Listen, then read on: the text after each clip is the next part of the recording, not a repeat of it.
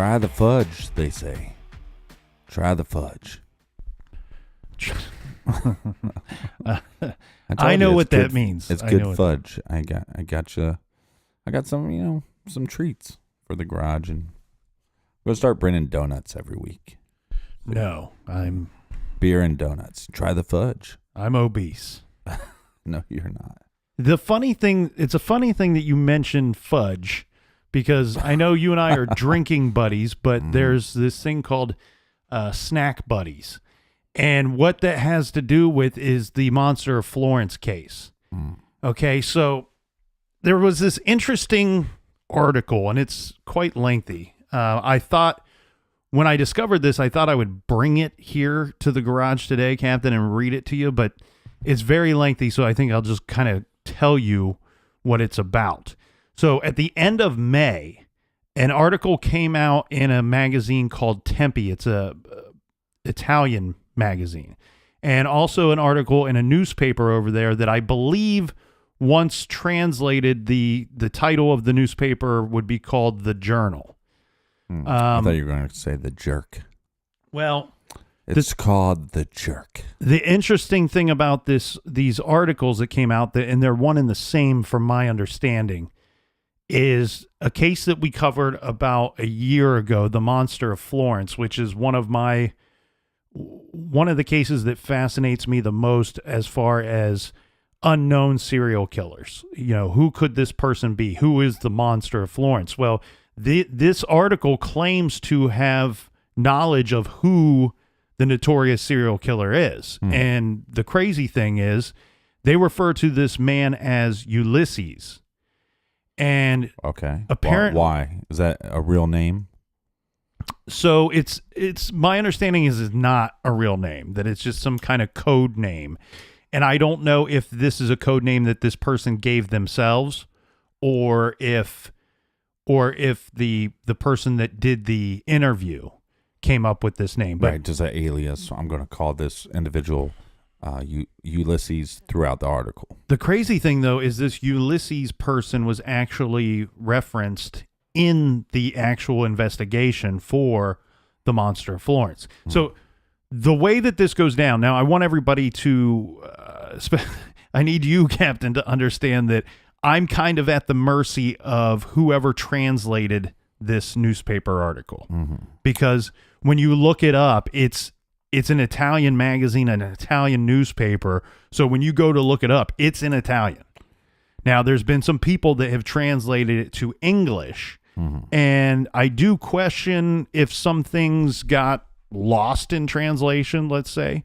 But mind you, I'm giving you information, but I'm at the mercy of that whoever translated this article. All right, well, let's dive into this. But these, we covered Monster of Florence in episode 124 and 125. So if you're not familiar with the case, you might want to check those out before you continue to listen. So the way that I understand this is that this Ulysses guy was having a phone conversation with a biographer. The biographer wants to write a biography about this Ulysses guy and his life.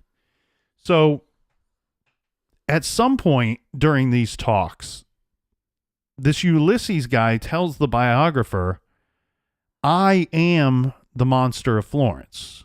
And not only am I the Monster of Florence, I'm also the Zodiac Killer. What? So, say what? Let's break this down, because it could be, it is possible. Physically possible, because so the first Monster of Florence killing attack, this was 1968, and there were 2 victims. And then we have the Zodiac victims, which was from 1968, December of 1968, through October of 1969. Now, there are some people that claim that there are additional Zodiac victims, but these are considered David Faraday and Betty Lou Jensen are considered by most, kind of agreed upon by all, that is the first Zodiac killing. There is some thought that maybe that Sherry Jo Bates, I believe was her name, that she might be, in fact, the first Zodiac victim. Right.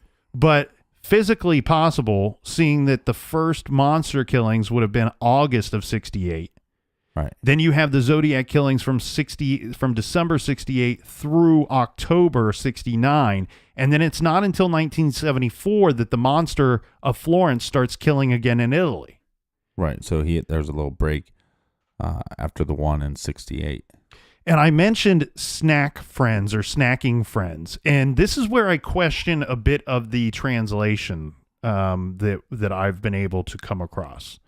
Because there's an article that once translated refers to snack buddies as being guilty as the monster of Florence, meaning it was like a group. Thunder Buddies. Well, it was meaning that it was a group of guys, and I believe one of them was tried for it, and I believe he was sentenced and then released later. They determined that he couldn't be the monster of Florence because he goes away to prison, and the monster continues to kill.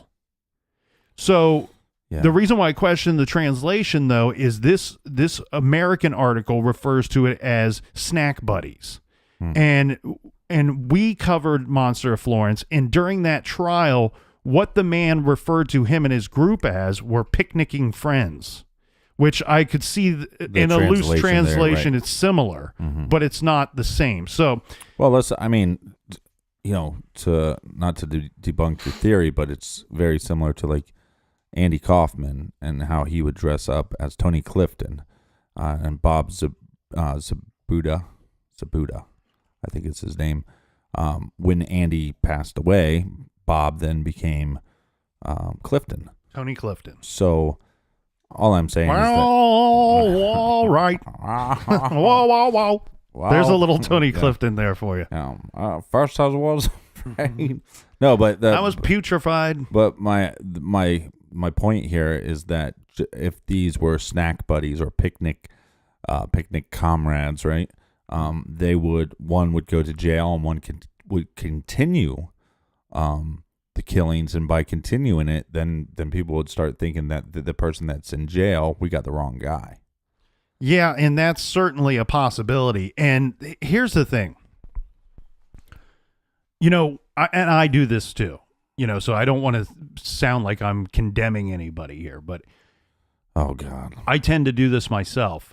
I think sometimes we romanticize some of these serial killers. And there was a lot of thought.